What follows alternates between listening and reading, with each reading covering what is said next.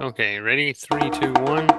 hmm Welcome to the Syncopator Familius podcast. I'm Greg Richter with Laura J. Axelrod. We're going to be discussing faith when you're tired, finding rest and renewal in a weary world. So, hello, Laura. Welcome. Good to see you again, as we do every day, as we are husband and wife. We're actually, the funny thing is, we're not seeing each other because we are recording this in separate rooms. So I was telling you a story there, so I ask your forgiveness. Uh, but today we're going to be talking about anything you want to say in introduction? No, I'm assuming that's a no. No, no. It's nice to be here. Yes. Okay. And we're talking today about what to do when you feel just plain tired, not physically, but spiritually and emotionally tired from everything happening in the world. And especially we're looking at this just from anybody's perspective, but from a spiritual perspective as well. Um, and really, the weariness from a lot of people today, I think, comes from just the state of things going on in the world. It's just seems like it's nonstop It is news. relentless. It is Yeah, relentless. Yep. news, bad news, unhappy news. It's You've got the Middle East has been a perpetual issue for years, but I mean, of course, it runs hot and cold, and it's running hot. As we're recording this, there's a peace treaty being discussed, supposedly has been made between Israel and the Palestinians, but I've seen that I'm 60. I just turned 61 years old. I've seen this over and over my whole life, and do I have any hope? No, I don't have any hope that this will be. A lot of people do, and I just see them going to be, in for a letdown. There's Russia, Ukraine, all the other hot spots in the world, and then just the divisive U.S. political climate. I mean, everybody is, can't we all just get along, as Rodney King once said? Well, no, we cannot. That's why he had to say it. So, anything you want to say at this It's- point? Anything you want to add at this point? Well, now I'm depressed, I but know. That's what, well, well, that's why I, we're I, talking. I think it is relentless. The uncertainty. I mean, there's a lot of the economy is not doing well. I mean, it really Right. isn't. There's an enormous amount of job losses going on. Inflation. We just went to the store earlier this morning, and the prices are skyrocketing, really. They're not Yeah. coming down. I can't, as much as people would say, well, no, it's great. No, I can't deny what I see with my own eyes. And that's part of the whole feeling of uncertainty and just the relentlessness of the rage that people Yeah. have and the Yeah. anger. And it's my side and your side. And it's heartbreaking to Yeah. see. It's just heartbreaking. I find that I was the one who kind of suggested this topic just because for me it's been such a problem. I go to bed at night with a lot of anxiety at night. My dreams are really vivid and odd. It's really just very strong dreams where I'm somewhere else. Just the feeling that anything could turn on a dime. Like we could watch the news as you're listening to this podcast, some kind of world event could happen outside of my control. I have nothing I can do about it, and it could affect me personally. And that's the thing. I mean, I'm not 61, but I am older now. I have a certain track record in the world, and this is really, you know, it's really the past 15 years maybe that I feel like world events really personally affect me. Yeah. And I have a feeling that many other people feel the same way. And I'm somebody who was in New York during 9/11. I mean, that affected me personally. So maybe it didn't start 15 years ago. Maybe it started with 9/11. I always try to figure out where certain patterns start. And it's just now it's affecting our pocketbook. It's affecting, what I can post to Facebook, things innocent questions that I'm just like, well, this is interesting. I'll get attacked. That's happened. And I'm not trying to start an argument. I'm not even, sometimes I've seen people respond to a post about cats, for instance, or something just completely not anything. They just all So of a you sudden will so you start hate joking. dogs? So you hate Exact. dogs? Well, they'll just be like, That's the joke. That's the joke. yeah, It's well, like you hate you dogs, or it's like, well, this politician, blah blah blah, and it's like I'm not even talking about that, right. and then I know I sound like I'm complaining here, and I certainly don't mean to hog your time, Greg, on this, No, but it's just it's our time. it's sort of like, you know anything is taken poorly. It's like everything is looked at in bad faith at this point.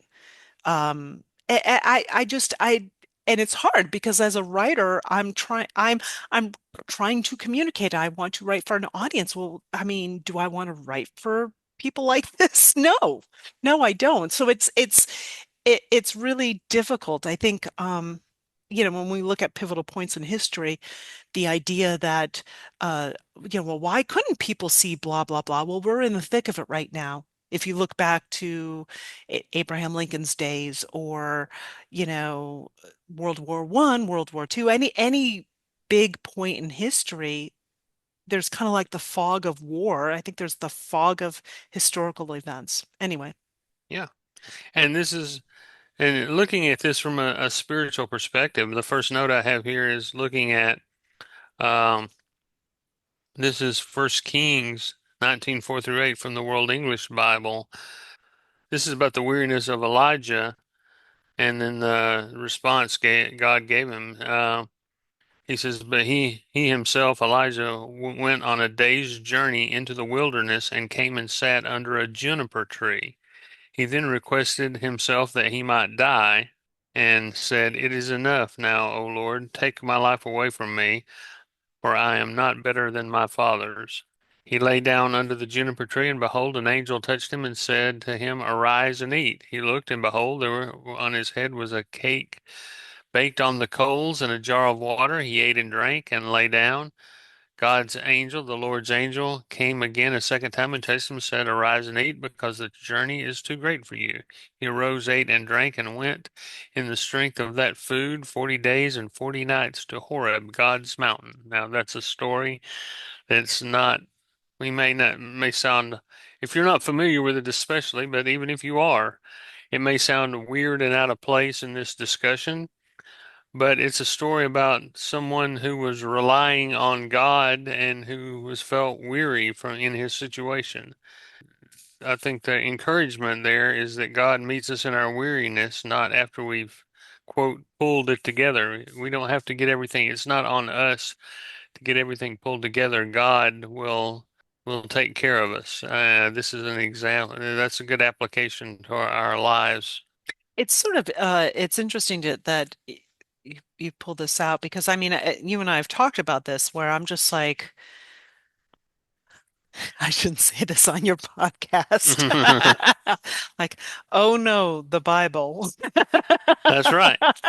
Well, and the only reason I'm doing it is because this podcast is a podcast I began years ago, and it was on hiatus for a while, but its purpose is a spiritual purpose.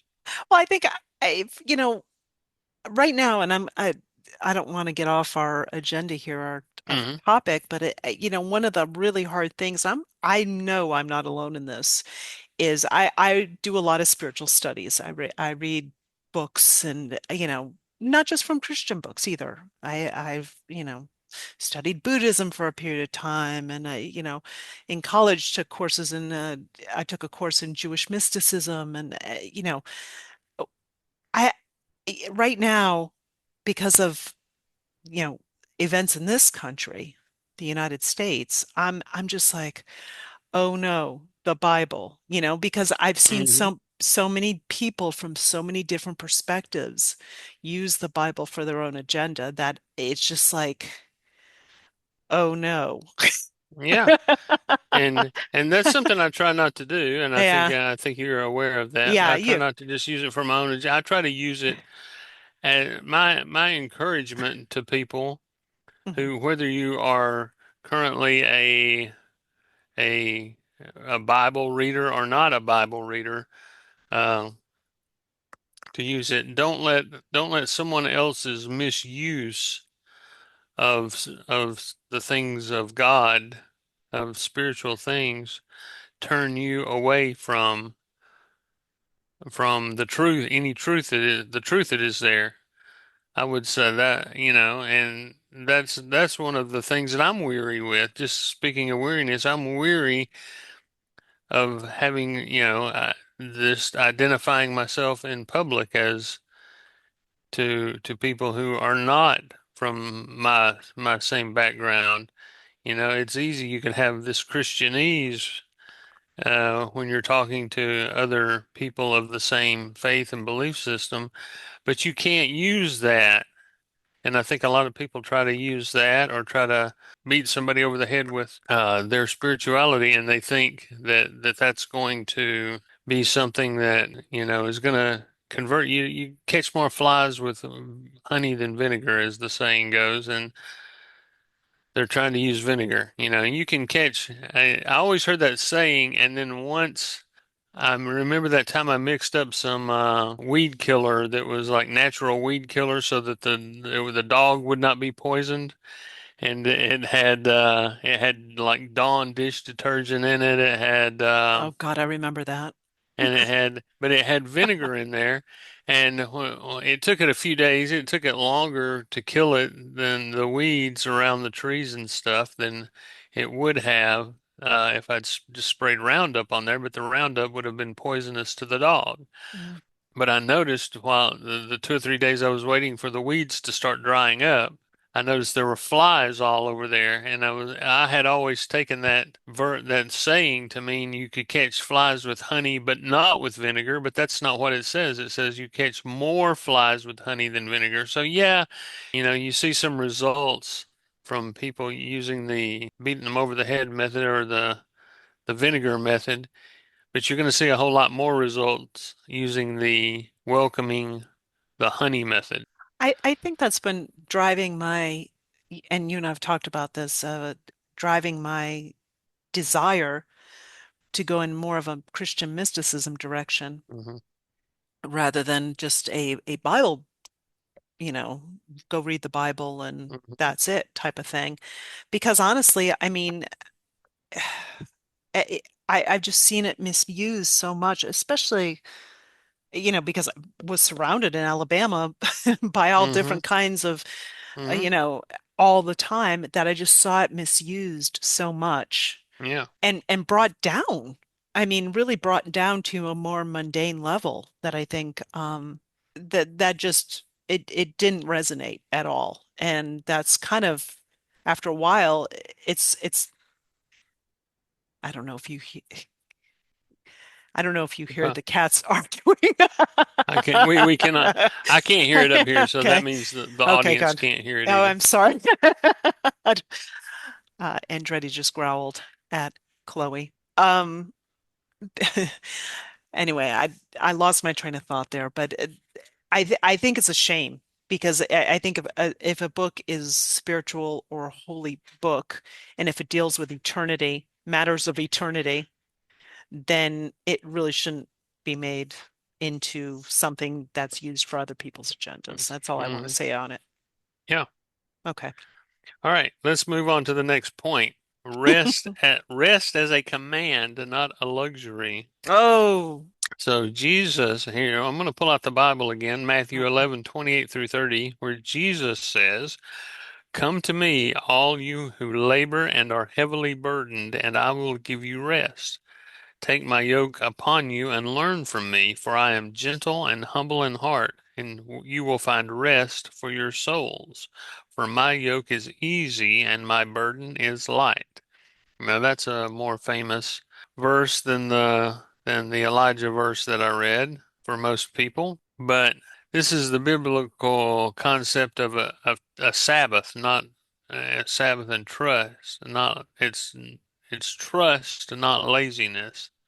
So it's important to find ways to not just veg out for your Sabbath, whatever day you take your Sabbath on, whether you take as a Christian, you take the Lord's Day, Sunday, or you take Saturday, Saturday, or the traditional Jewish Sabbath of sundown Friday to sundown Saturday. It doesn't matter as far as I don't want to get into a debate about whether it matters, but when you, as Paul said, you decide, the Apostle Paul said, you decide yourself on these matters, but you still need to take a rest. You need to take a Sabbath. You need to take rest every day, not just on a day of Sabbath, but there are ways to unplug. You can take prayer walks. You can unplug. You can listen to music, worship music, or just any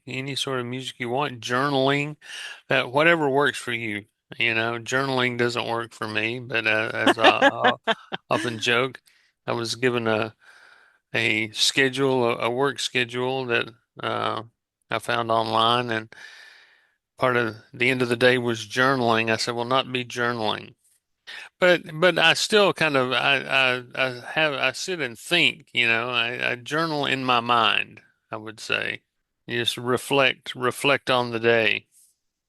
Well, I bought you a couple journals a long time ago, and that was one of the first things I found out about you as Yes. as being a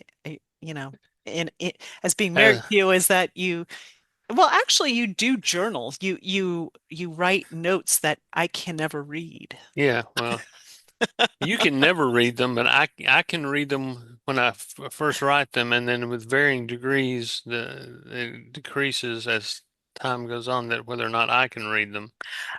We But when your aunt died, mhm. she had the same notes. It's like some kind of you It's know a family, it's it's a a family family tr thing. family tradition. But we do not, like I said, journaling is for a lot of people find that very, very comforting. And you can go back. The good thing about journaling is you can go back.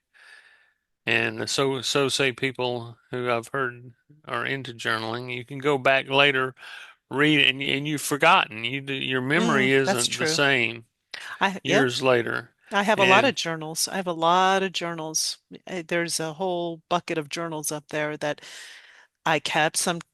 Sometimes I'm just writing, doing creative writing or taking notes about, the day, what the day looks like.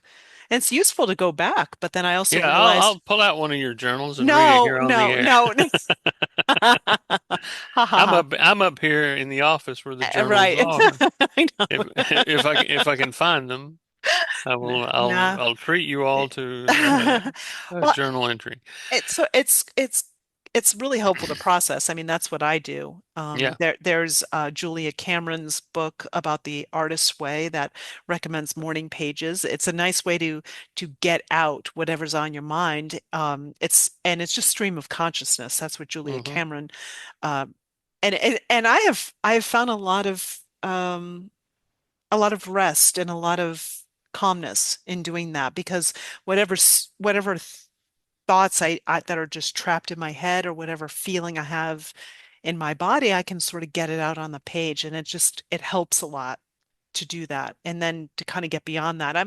My thing about what I often think about God is that and any divine connection sometimes gets hindered by feelings or a repetitive thought process in my mind or some kind of worry. And when I write it down, I can kind of get it out, maybe turn it over, and then, I can become more of a channel in that Hmm. way. So that's my thing for journaling, my recommendation. Of And course, I highly recommend it for everyone else, but I cannot force myself to journal, even though I'm a writer. You probably gave me journals because I'm a writer, like you, and you figured, well, he journals, and I do not.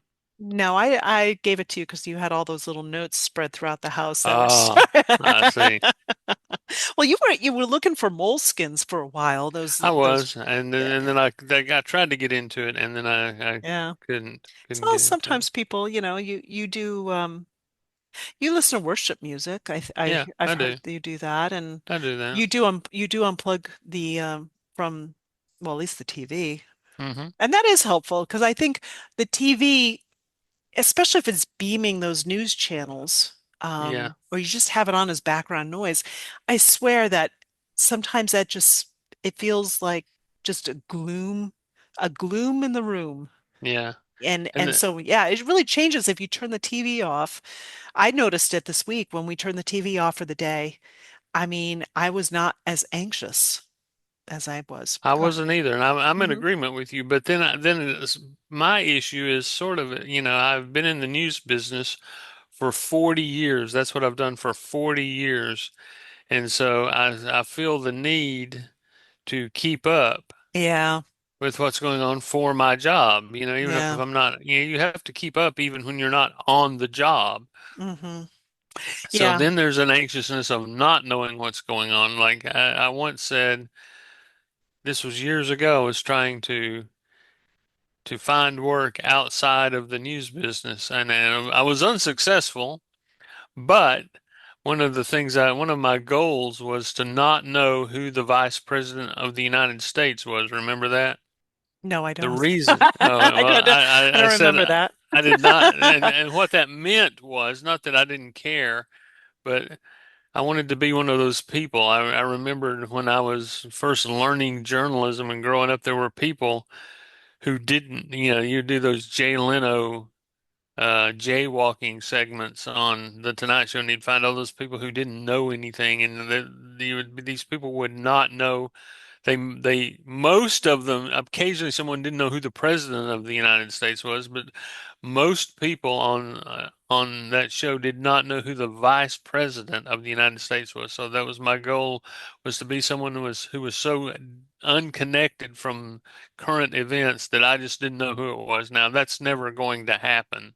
As long as I'm in my right mind, I will know who the vice president of the United States is, but that was symbolic of my unplugging, was that I would become someone who did not know who the vice president was. I always felt like I had to watch the news after 9/11 Hmm. because, and part of it too was it wasn't like I was watching the news because 9/11 was the first time I really saw that they kind of the news and what was actually happening were two different things. Hmm. No, and there was a lot of stuff that happened in New York after 9/11 in those first few days that the local news might have, but then the national news didn't have, or it was just a different perspective. And in the a year after, up until the 2004 Republican convention in New York, they, you know, a lot of stuff was going on, but it was like in order to find out like why did like 50 police gather at a certain place? Was there some kind of problem? You know, was there, was something bad happening there? It wouldn't be on the news. So Right. I would have to go to forums and discussions and things like that. And then it became like this, well, what's happening? Why doesn't anybody know what's happening? You know? Which kind of lent itself to conspiracies, to be honest with you, for a little bit. That's kind of the direction I went for, just for a little bit. And that leads us into the next issue. That probably came over a fixation of fixing the world. Oh, We want to fix the world, and so and as believers, that's something we want to do. We want the world to be fixed. We don't want the world to be full of sin and hate and ugliness and violence. We want there to be peace and understanding. We want the world to be at peace. We want people to be blessed and happy. I think that's something we can at least agree on. hmm And You And so it's easy to feel guilty for not doing enough. Yeah, I was just kind of thinking about responsibility, feeling responsible for the world. And I think that's one of the problems with social media is it gives me an inflated sense of my own importance, Yeah. especially if you have like a bunch of people following you on social media. For me, but but I don't think anybody ever sees my stuff. Mhm. But it does, and all these people are saying, well, if you're not doing this, then you're a bad person. If you're not doing that, you're a bad person. If you're not out there, whatever. You have to Yeah. whatever their agenda is, if you're not on it, if you're saying nothing Hmm. publicly anyway, if you're saying nothing, then you're their enemy. Even if you agree with them, Hmm. you're the enemy. Hmm. Yep. Well, yeah. I mean, I just anyway. This has been going on for years and years now. It's just got to toe the line. Yeah. It just Well, that's what it is, and it's your responsibility. And there are consequences. Everybody's focused on consequences all the time, which is well, really interesting. to bring this back to my Bible thumping, Sorry. we'll go to Micah 6:8. Micah 6:8, another well-known verse. He has shown you, O man, what is good.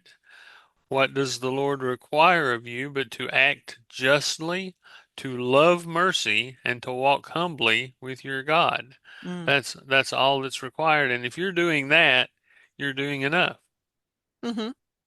I mean, well, I don't mean that to mean there's nothing you should do, but you shouldn't be anxious that you're not doing that you're not solving the world's problems. And it's probably worse. I mean, this is an age-old issue, but like, as you said, in the age of social media, you feel like you can because you can say something on social media and any place in anybody in the world where a computer is available and their government allows access to the platform that you're saying it on can see it. So basically, That's true. anybody, any free person with a computer can see what you said. And so now you feel like you need to say it because even if you said, like you and I may not have like millions or millions of followers, but it can still be seen. You can have zero followers and you can Hmm. still be seen. Somebody can just look it up, be looking up the subject you're writing about and see what you said, That's true. and they respond. So, Yeah, it, two thoughts on that. One is, isn't it remarkable that that technology exists? Like we're old enough to remember when that didn't exist, hmm and it was like a it, just unimaginable. And then you look today about what kind of things people are sending around the world. Like you're using this, like that's what you're going to tell somebody, across the globe. That's what you're going to forward your yeah. message. I hmm mean, can you imagine? I mean, it's amazing to me that that's what people are saying. You can yeah, you're living in an age where you could say anything and that Yeah, to the world. You can say anything to the world, right. and that's what you choose. Yeah, That's what you're choosing. good point. That to me is just I sit there and I think about that sometimes. Like Yeah. it's just it anyway. Well, what I have here in my notes is that we can the good way to follow this Micah verse is to just focus on the small faithful actions like caring for your neighbors, your family, your friends, showing kindness online right here. No, no, that's not in And the notes, is it? it is Where? it's in the notes. Oh It's my gosh. page 3. No, my goodness. Yeah, third page, top of the page. Oh, Mentoring others. Yeah, check those notes. wow. Yeah, well, I often put the show notes on Yeah. I put these notes on the show notes, so you can read that for yourself. Now, here's the thing, okay, when you hmm say what's one area where we can serve with peace instead of panic, and that reminds me of the St. Francis prayer, hmm that a lot of different Christian faiths hmm ask people use. I'm not, Yeah, how do right. I don't know how to, I'm trying to word it in such a way that won't be offensive to somebody. I can't think of Well, way there's to no do way that. not to offend somebody. That's That's our yeah. message is But to don't be offended when no offense was intended. yeah, the the whole thing I think is not to say, well, this is a terrible thing that's going on right now, don't you agree? But to put forward the idea of this is what I want to put forward in the world. Like Hmm. instead of saying this is a terrible thing, why can't we have peace? Why don't just put a peaceful message forward? Yeah, exactly. Okay. Now, next up, hope in a tired world. Are you looking at your notes? There you I go. am. I There you am. go. Hope in a tired world. Our scripture for this is our scripture for this section is 2 Corinthians 4:16 through 18. Therefore, we don't faint, but though our outward person is decaying, yet our inward person is renewed day by day. For our light affliction, which is for the moment, works for us more and more exceedingly an eternal weight of glory, while we don't look for the things which are seen, but at the things which are not seen. For the things which are seen are temporal, but the things which are not seen are eternal. Mm. So that's a lot of words. That's a It's lot a of lot of fancy words. sounding words. You know That's what I that's the Apostle Paul. That's why it's so can I can I highbrow. can I just say when you were reading that, okay, I was Hmm. hearing a lot of words, but the image I got in my mind was of an really older person, like a Hmm. just an old person, elderly, but Hmm. somebody who had a really strong inner core, strong spirit. You can see the kind of, you can see in their eyes that they are still, you know, that they're very beautiful and that Hmm. their spirit is really whole. You know, in some places they might call that like that they've got good vibes or a Hmm. beautiful light in their eyes, that kind of Hmm. thing.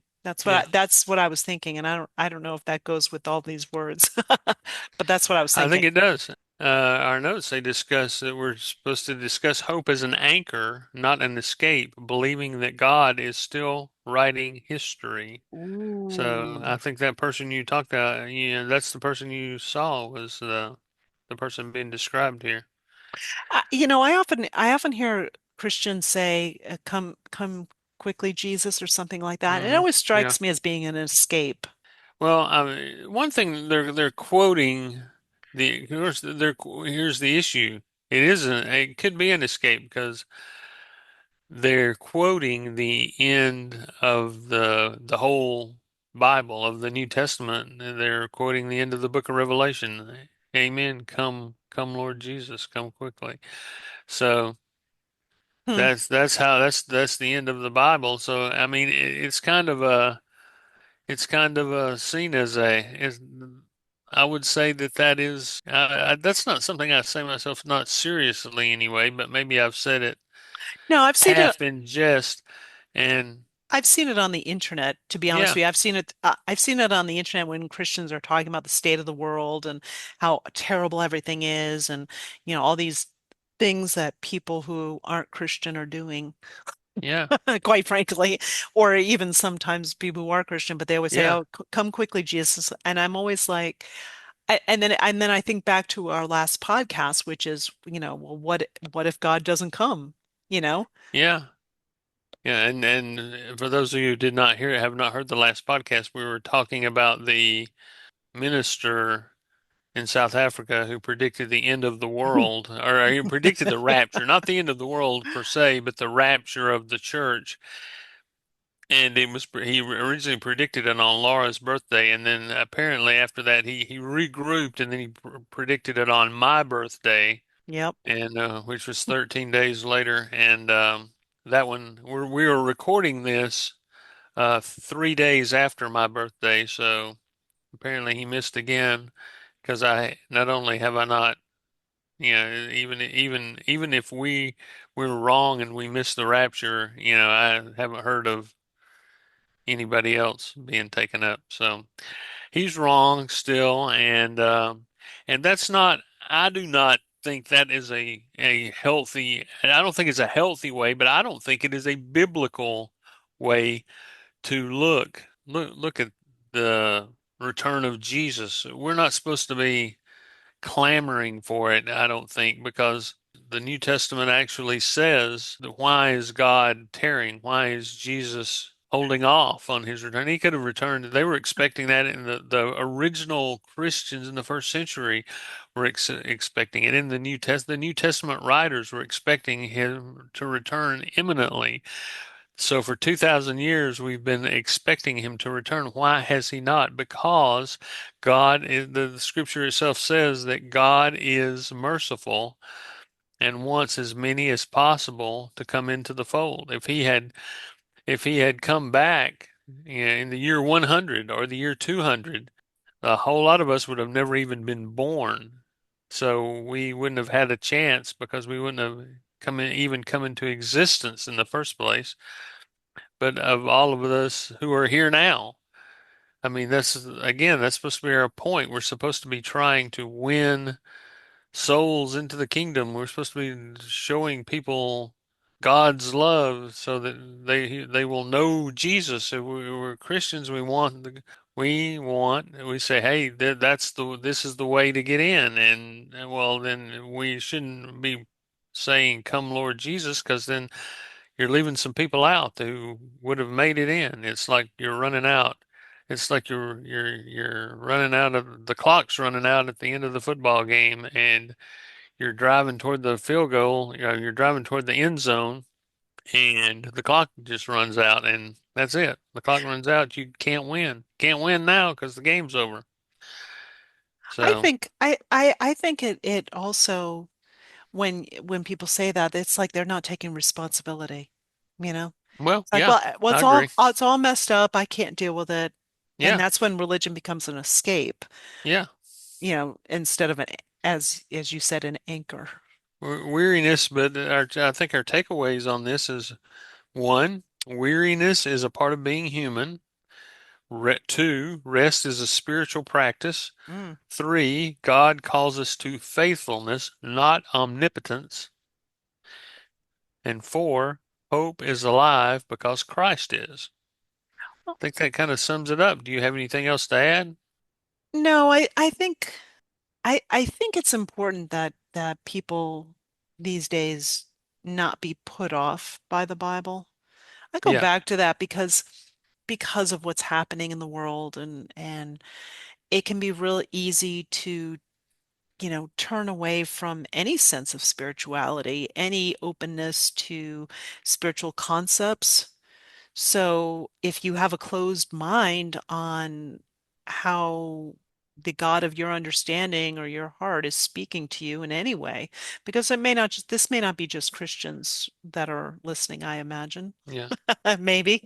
I don't know how you Well, put we're trying. I just trying This is to this is an open forum for anyone to listen. So but that's the I thing I want think to be. but I mean if I think it's important not to be closed off, whether it's through fear, through feeling like everything is so chaotic that there's no sense in the world. Even if even when I don't have answers, and almost never have answers, but Hmm. it's sort of, just the sense of continuing to look and continuing to be open. I think that's the important thing. Yep. Well, we will close on that, and we want to thank you all for listening, and want to thank, as always, my Patreon and coffee supporters. I want to thank Mark D, who is a paid supporter on Coffee. It's kofi.com. And you can support me there. It's called Buying Me a Coffee. So you want to buy me a coffee there, you can do a one-time gift there, or you can support on an ongoing basis, or you can become a Patreon supporter. There are various levels. You can start out at as little as $5 a month. want to recognize a couple of longtime supporters of mine, John R. and Wade W. And they are Patreon followers as well. And so want to thank those folks, and we'll have in the show notes how you can support me there. But just go to patreon.com, Greg Richter, my name, or kofi.com, Greg Richter, and you can find it if you don't want to look through those show notes. But we want to thank you for joining us, and we will see you again next week on Syncopator Familius.